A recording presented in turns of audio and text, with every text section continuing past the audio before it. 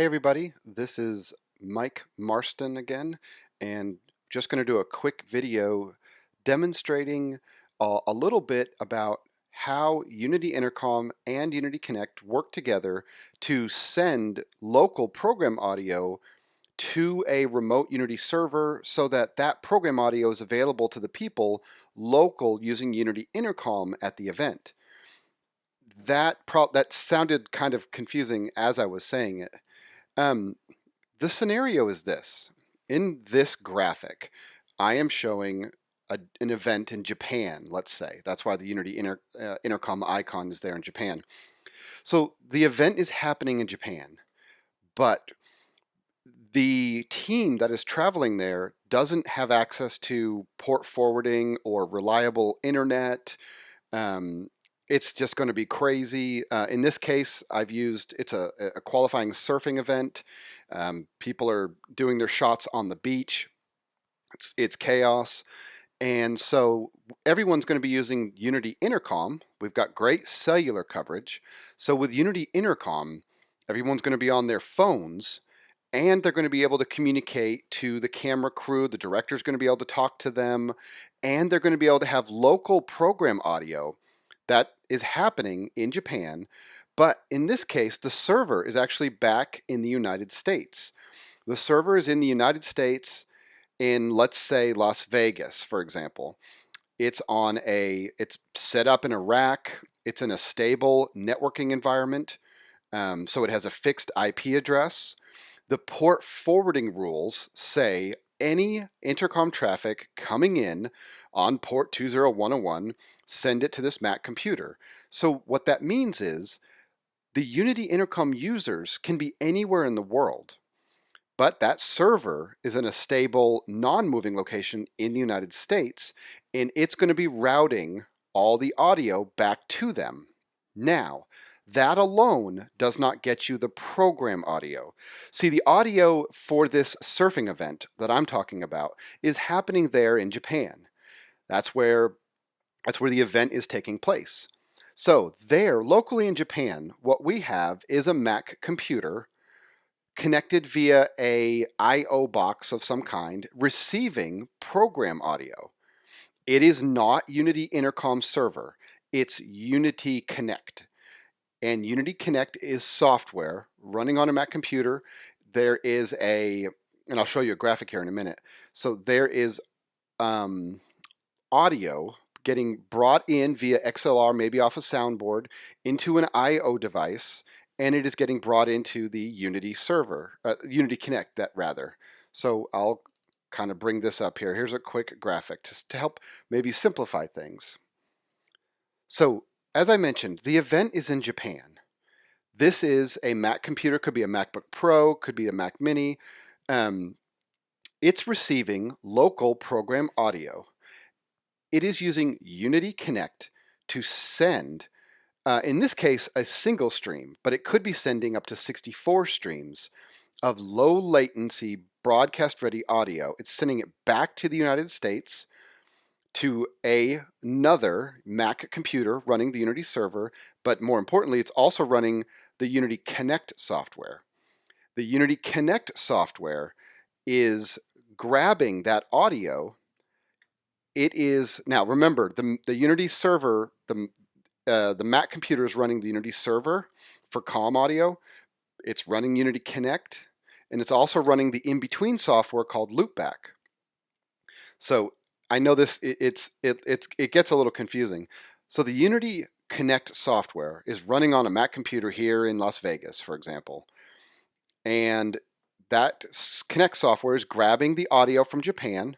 It is sending it through a third-party software called Loopback.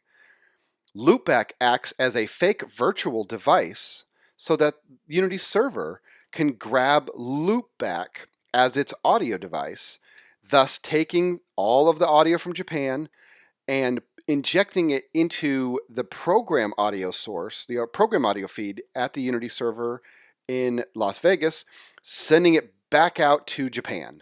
So people in Japan, the people there covering the event, have the luxury of that local program audio as in addition to their comms.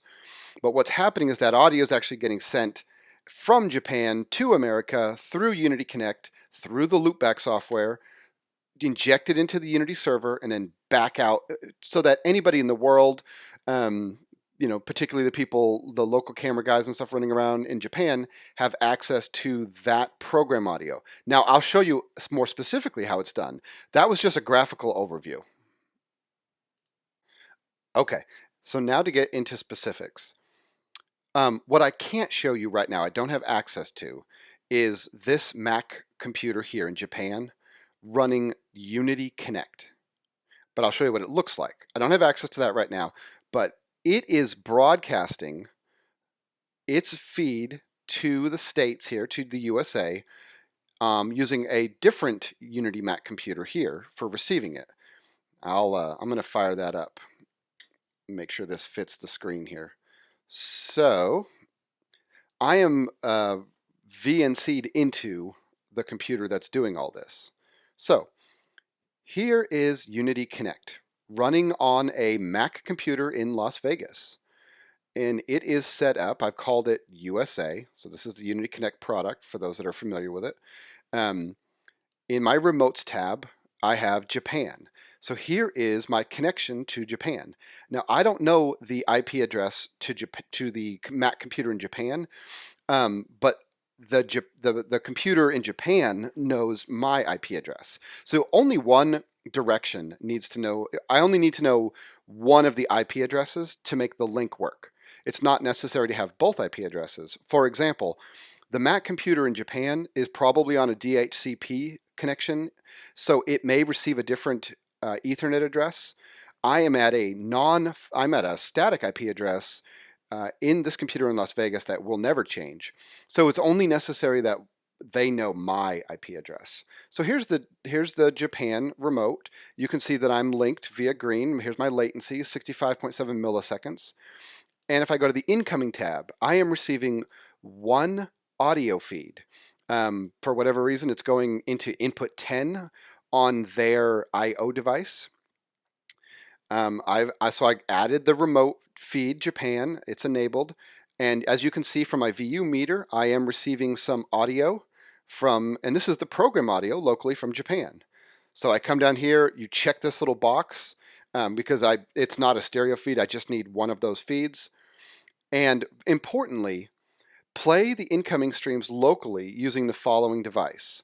And I have checked loopback to be the device that I am playing this audio through, because I can't play directly to Unity Intercom. The two pieces of software need a third-party in-between device to read and write.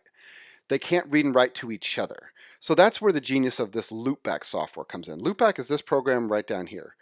So if I click on loopback, I'm going to launch it up. Loopback allows you to make, basically virtual devices. So I've made a loopback device. I didn't call it anything special. I just made a 2-channel device because that's the lowest amount you can make. I chose in Unity Connect, remember, to play my local source through loopback. Therefore, I didn't have to do anything fancy here. It was already receiving that audio, but I could send the audio. So I can send audio from iTunes, the internet, QuickTime, or line in. You have all kinds of different options. In this case, I set it up as a pass-through. The audio is present here, and I drew a line right to the output channel. So I'm just going in the virtual pass-through, out channel 1. And that is loopback. And that's the genius of loopback. So in my Unity Intercom server, that's it right here, I have chose my input device to be loopback. Therefore, it is receiving audio on loopback, and I have set it up as audio input 1 to be the default audio feed. And what is happening in that case is people who are on Unity Intercom now, these people here who are logged in, who are hopping onto Unity Intercom, they are able to see they're able to hear the program feed on their Unity clients as they're running around in Japan. It sounds like that was kind of complicated, but once you sort of catch on to what we're doing, we're essentially sending local audio from Japan. I'll bring up my screenshot again here. We're sending local audio from Japan right here into some kind of I/O device. If I had Dante, I wouldn't even need an I/O device. But in this case, let's say it's analog XLR coming off of one of the local soundboards or something, and we're going into a Mac computer. That audio is being sent to another, well, into Connect more specifically.